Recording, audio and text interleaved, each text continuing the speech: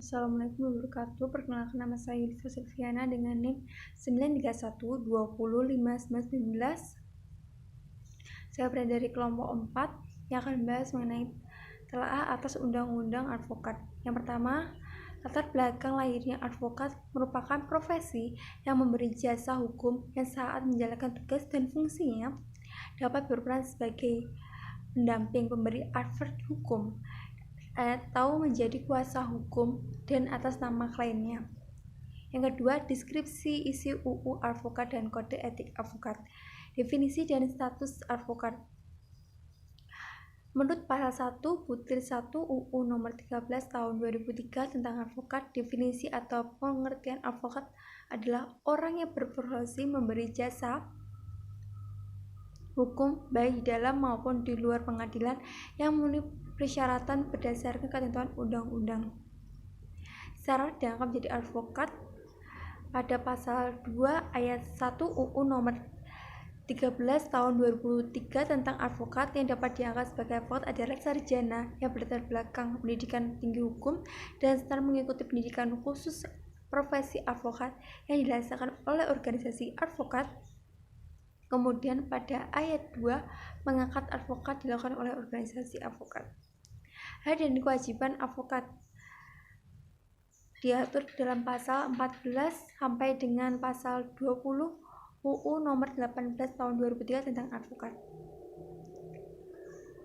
Kode Etik Advokat. Dalam pembukaan Kode Etik Advokat Indonesia (KAI) disebutkan bahwa semesta organisasi profesi memiliki kode etik yang membebaskan kewajiban dan sekaligus memberikan perlindungan hukum kepada setiap anggotanya dalam menjalankan profesinya. C. Berdasarkan dan ruang lingkup profesi advokat, harus ada ilmu hukum, harus ada kebebasan, harus mengabdi kepada kepentingan umum, harus ada imunitas, harus ada kode etik dan peradilan kode etik, dan suatu kedewan kehormatan boleh menerima honorium. D. Peluang dan tantangan sarjana syariah untuk menjadi advokat. 1. Peluang sarjana syariah. Pejuang memasukkan khusus kebolehan sarjana syariah memiliki profesi yang berjulukan Wesium Nobel, suatu perjuangan yang memiliki sejarah panjang yang penuh hambatan. Sebelum lahirnya UU nomor 18 tahun 2003 tentang advokat, sarjana syariah masih diperlakukan secara diskriminatif dengan lulusan fakultas hukum. 2. Tantangan sarjana syariah yang mempunyai keinginan memasuki profesi advokat akan mengalami kebebasan tantangan yang harus dihadapi. Tantangan paling utama berada di dalam diri sendiri atau faktor internal, dan tidak sedikit faktor eksternal yang dapat mengubah niat dari sarjana syariah untuk menjadi pengacara. Kesimpulannya adalah, menurut pasal 1/1 UU nomor 18 tahun 2003 tentang advokat, definisi atau pengertian advokat adalah orang yang berfungsi berjasa hukum baik di dalam maupun di luar pengadilan yang memenuhi persyaratan berdasarkan ketentuan undang-undang.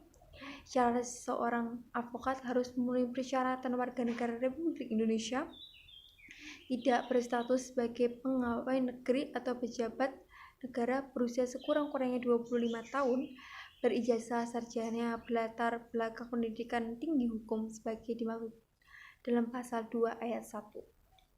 Ruang lingkup pekerja advokat yang berkaitan dengan pengadilan disebut pekerja litigasi, sedangkan pekerja advokat di luar lingkungan pengadilan disebut sebagai pekerja non-litigasi, memberi pelayanan hukum legal service, memberi nasihat hukum legal advice, memberikan pendapat hukum legal opinion, mempersiapkan dan menyusun kontrak legal drafting, memberikan konsultasi hukum legal konsultasi.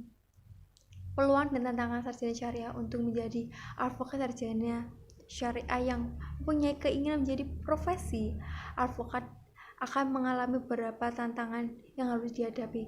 Tantangan paling utama berasal dari diri sendiri atau faktor internal, dan tidak sedikit faktor eksternal yang dapat menguburkan niat. dari sarjana syariah untuk menjadi pengacara. Mudahnya diskriminasi terdapat menjadi peluang emas yang harus dimanfaatkan secara maksimal. Sekian dari saya, kurang lebihnya mohon maaf. Waalaikumsalam warahmatullahi wabarakatuh.